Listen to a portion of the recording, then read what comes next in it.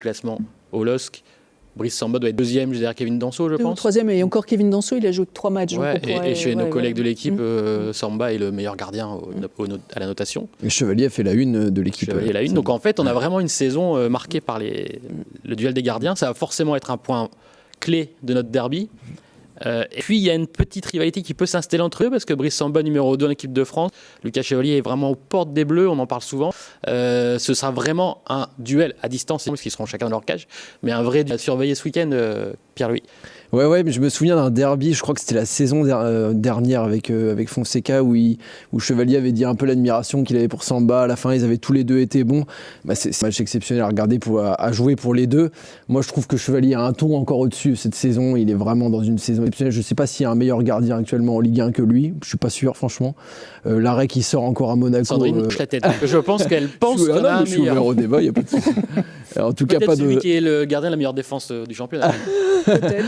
Peut-être. Mais qui a encaissé 2 fois moins de buts. C'est vrai, mais les arrêts qui sortent, moi, je trouve ça fascinant. À l'âge qu'il a, la maturité, on l'a déjà dit beaucoup sur ce plateau, vous l'avez déjà beaucoup dit. Et pour moi, il devrait être en bleu, mais bon, on connaît Didier Deschamps, donc le débat, il sert pas à grand-chose. Donc le débat ne sert à rien, je pense. C'est comme on a débattu, je pense, 50 fois d'Areola aussi. Celui qui pourrait être menacé à Areola ce week-end, il se prend 4 buts, dont 3 qui sont un peu de sa faute. Mais j'ai l'impression que ça joue pas, en fait, ça, pour Deschamps. Non. Quel intérêt de mettre Lucas Chevalier en gardien numéro 3? Ah, tu l'intègres petit à petit, tu lui il a montres que l'habitude des sélections. Ouais, mais c'est pas pareil quand même d'être en bleu qu'avec les espoirs. Moi, je trouverais ça bien de le voir. Il affronte. Moi aussi, je trouverais ça bien, mais je trouverais ça bien que les deux y soient en fait. Ouais, non, mais pas pour virer Samba, mais Areola. Ok, il a eu le droit à des aventures avec les Bleus, sans doute il doit bien ambiancer le groupe, il doit avoir un bon répertoire musical, c'est super, mais il n'est pas indispensable à l'équipe de France, quoi. T'as des enfants? Non mais alors faut trouver pourquoi il est là, aidez-moi sinon. C'est pas pour le foot, c'est pour autre chose. J'ai rien contre lui. Non, mais il y a des questions la musique, il y a une super playlist, et il la met dans le bus et du coup il reprend à chaque fois. Une équipe, c'est un équilibre. Ouais, la question est assez simple, est-ce que ce week-end, samedi soir, sur la pelouse de Bollaert, on aura devant nos yeux les 2 meilleurs gardiens de Ligue 1? Oui. Ah oui. Ouais. Tout le monde est d'accord là-dessus. Ouais. Donnarumma pour moi est pas meilleur que les deux. Non. Et à Monaco ça vient de changer, donc c'est assez difficile à dire. Je vois pas qui peut discuter. Pour moi, on a 2.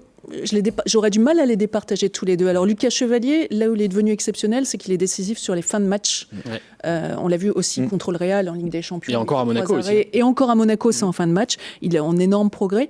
Mais moi, je suis allée chercher quelques chiffres quand même qui c'est difficile de les départager. Il y en a un qui a 23 arrêts, c'est Brice Samba.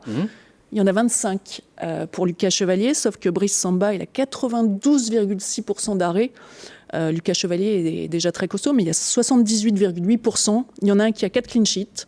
Lucas Chevalier, 5 pour Brice Samba. Oui, ça se vaut à peu près. Il y a un peu moins de buts encaissés à Lens, mais très sincèrement, pour départager les deux, moi j'aurais du mal à dire. La vraie différence dans tes chiffres, c'est le pourcentage d'arrêt en fait. Le pourcentage d'arrêt, effectivement, et le nombre de buts tout. encaissés, parce que Lens en a encaissé 4 et le LOSC 8, ce qui n'est pas beaucoup non plus.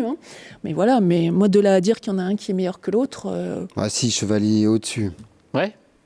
Parce que peut-être il y a une question d'âge aussi, une marge de progression Chevalier aussi. dans quelques années sera le gardien de l'équipe de France, que Samba sera jamais le gardien de l'équipe de France. Il y en a un qui a 30 ans et il y en a un qui est meilleur que l'autre, il y en a un qui est plus expérimenté. Ouais. Oui, ça se vaut, mais il y en a un qui a tout l'avenir devant lui. Oui, c'est ça, en fait, la différence, c'est ça aussi, c'est l'avenir et qui, au même âge, est plus fort. Voilà. Il y en a un qui est au-dessus, c'est Chevalier. Et peut-être que le système défensif de Lens est plus cohérent que celui de Lille aussi. Et que du coup... ça joue aussi. Ouais, Chevalier a peut-être un peu plus d'exploits à faire que Samba, même si c'est toujours difficile à vérifier. Mais Lens défend vraiment très bien. Ils ont un bloc défensif très cohérent. Mais Samba sort aussi des très beaux arrêts. Faut pas non Samba plus. fait les arrêts qu'il fallait faire aussi quand il le fallait cette saison. C'est pour ça. Mais effectivement, moi je suis d'accord avec Stéphane. Ils ont pas...